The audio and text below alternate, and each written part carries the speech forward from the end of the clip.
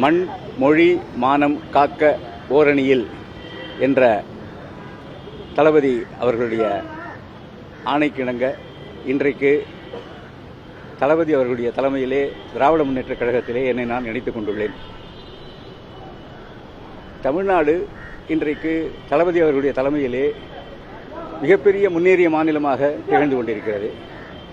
கல்வி, சமுதாய முன்னேற்றம், தனிநபர் வருமானம், பொருளாதார வளர்ச்சி என்று அனைத்து துறைகளிலுமே முன்னணி மாநிலமாக இருக்கிறது என்பது ஒன்றிய அரசினுடைய பொருளாதார ஆய்வறிக்கை அதிலும் சரி, அந்தந்த துறைகளுடைய அறிக்கைகளிலுமே மிக தெளிவாக இருக்கின்றன.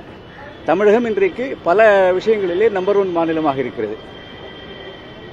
தமிழ்நாட்டினுடைய நலன் சார்ந்த விஷயங்களை நிலைநாட்டுவதிலும் தலைவர் கலைஞர் அவர்களுடைய மாநில சுயாட்சி முழக்கத்தினை தமிழ்நாட்டில் மட்டுமல்லாமல் இந்தியாவில் உள்ள அனைத்து மாநிலங்களையும் ஒருங்கிணைத்து அனைத்து மாநிலங்களின் நலனையும் காக்கக்கூடிய வகையிலே தளபதி அவர்கள் இன்றைக்கு களத்திலே இருக்கிறார். களத்திலே தமிழர்கள் சார்பாக தளபதி அவர்கள் இருப்பதால் தான் தமிழ்நாட்டு மக்கள் தளபதி அவர்களின் பின்னால் நிற்கிறார்கள். எனவே இந்த சூழ்நிலையிலே என்னையும் நான் தளபதி அவர்களுடைய சிப்பாய்களில் ஒருவராக இணைத்துக் கொள்ள வேண்டும் என்று விரும்பி அவருடைய அனுமதி பெற்று இன்றைக்கு நான் கழகத்திலே இணைந்திருக்கிறேன். 2026 சட்டமன்ற தேர்தல் என்பது தேர்தல் வெற்றி என்பது ஏற்கனவே நிர்ணயிக்கப்பட்ட ஒன்று, நிச்சயமான ஒன்று. நாளை மறுநாள் தளபதி அவர்கள் கோட்டையிலே சுதந்திர கொடியை ஏற்றி வைக்க இருக்கிறார். இந்த நாட்டினுடைய தேசிய கொடியை ஏற்றி வைக்க இருக்கிறார். அடுத்த ஆண்டும் ஆகஸ்ட் 15ஆம் தேதி மீண்டும் தளபதி அவர்கள்தான் கோட்டையிலே கொடியேற்றுவார். எனவே வெற்றி, கழகத்தினுடைய வெற்றி, திராவிட முன்னேற்ற கழகத்தினுடைய வெற்றி நிர்ணயிக்கப்பட்ட ஒன்று. நடைபெறவிருக்கின்ற தேர்தல் 2வது இடத்திற்கு யார் வருவார்கள் என்பதற்கான தேர்தல் தான் நான் கருதுகிறேன். தளபதி அவர்கள் தலைமையிலே கழகத்திலே நான் இன்றைக்கு இணைந்ததிலே மிக பெருமகிழ்ச்சி அடைகிறேன். கழகத்திற்காக என்னால் ஆன அனைத்து பணிகளையும் முயற்சிகளையும் மேற்கொள்வேன்.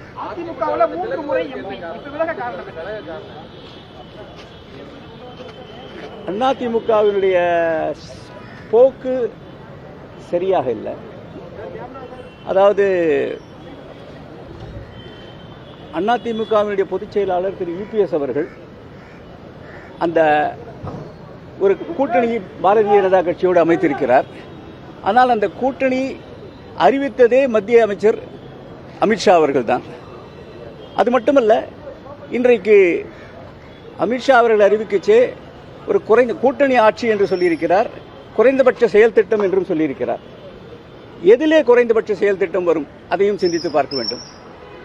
மொழிக் கொள்கையிலே குறைந்தபட்ச செயல் திட்டம் என்னவாக இருக்கும், இருமொழிக் கொள்கையிலே என்னவாக இருக்கும், கல்வி திட்டத்திலே தேசிய கல்வியா மாநில கல்வியா, தமிழ்நாட்டிற்கு நிதி உதவிகள் மறுக்கப்படுவது, சமக்ர சிக்ஷா அந்த நிதி கொடுக்கப்படுவதிலே மத்திய அரசு பாரபட்சம் காட்டுவது, தொகுதி மறுசீரமைப்பிலே தமிழ்நாட்டிற்கு ஏற்படக்கூடிய ஓரவஞ்சனை, இப்படி பல்வேறு நிகழ்ச்சிகள். அது எதிலுமே எந்த அடிப்படையிலே அவர்களிடையே ஒரு ஒருமித்த கருத்து வரப்போகிறது, ஒரு குறைந்தபட்ச செயல் திட்டம் அமைப்பார்கள் என்ற ஒரு தெளிவே இல்லாமல் இருக்கிறது.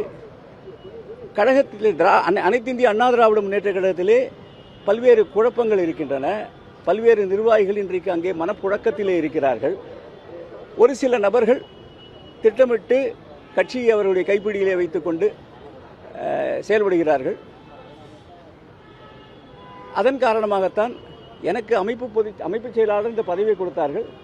ஆனால் என்னை அவர்கள் பயன்படுத்திக் கொள்ளவில்லை. அதனால் தான் அங்கிருந்து விலகி வந்தேன். காலம் பதில் சொல்லும்.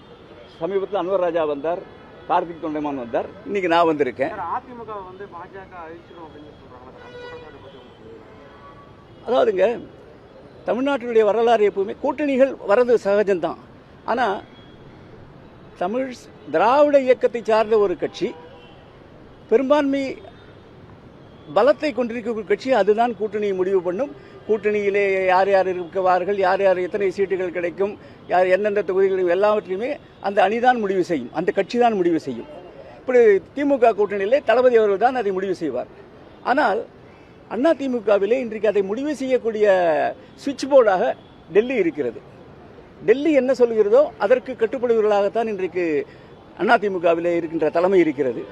எனவே நாளைக்கே தமிழ்நாட்டு மக்கள் என்ன நினைப்பார்கள் என்றால், நாளைக்கே ஒரு கால் அது அத்தைக்கு மீசை முளைத்தால் அதிமுக ஆட்சி வந்ததுன்னா கூட அதில் பிஜேபியினுடைய பங்கு எந்த அளவுக்கு இருக்கும், மத்திய அரசினுடைய தலையீடு எந்த அளவுக்கு இருக்கும், இதையெல்லாம் யோசிப்பார்கள். எனவே இன்றைக்கு எந்த விதமான பிரச்சனையும் இல்லாமல் முன்னேற்ற பாதையிலே தளபதி அவர்களுடைய தலைமையிலே தமிழ்நாடு பீடுநடை போட்டுக் கொண்டிருக்கிறது.